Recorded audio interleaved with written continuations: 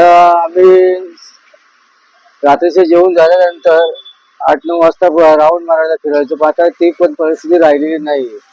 10-11 वाजताच एवढं प्रदूषण एकदम येतं की श्वास घ्यायला पण त्रास होतो. त्याच्यामुळे रोगराई पण वाढत चालली. कशामुळे झालं? आता हे इथं मी सेक्टर 21 ला राहतो तुर्ब्याला. इथं सगळं मार्केट एरिया आहे, तरी सुद्धा इथं प्रदूषण जास्त प्रमाणात आहे. पण इथं जवळच MIDC एरिया आहे. ते रात्रीच्या वेळेला प्रदूषित हवा सोडतात. केमिकल कंपनी आहेत आणि दिवसा ते सोडू शकत नाही, त्यामुळे ते रात्रीचे सोडू शकतात.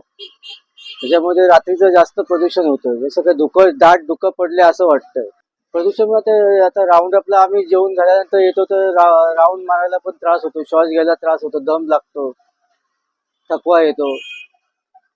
किती दिवसापासून हे आता जवळजवळ 10-15 दिवस झाले. आता जसा पाऊस बंद झाला तसं ते चालू झालेलं आहे. आता नवीन नवीन आजार होत चालले आहेत. लोकांना या प्रदूषणामुळे भयंकर त्रास होतोय.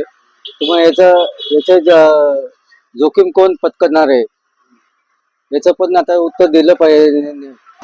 प्रशासनाकडून एवढीच मागणी आहे की याला कुठेतरी आळा घातला पाहिजे, कारण लोकांच्या पण समस्या आहेत त्या सोडवल्या पाहिजे या लोकांनी.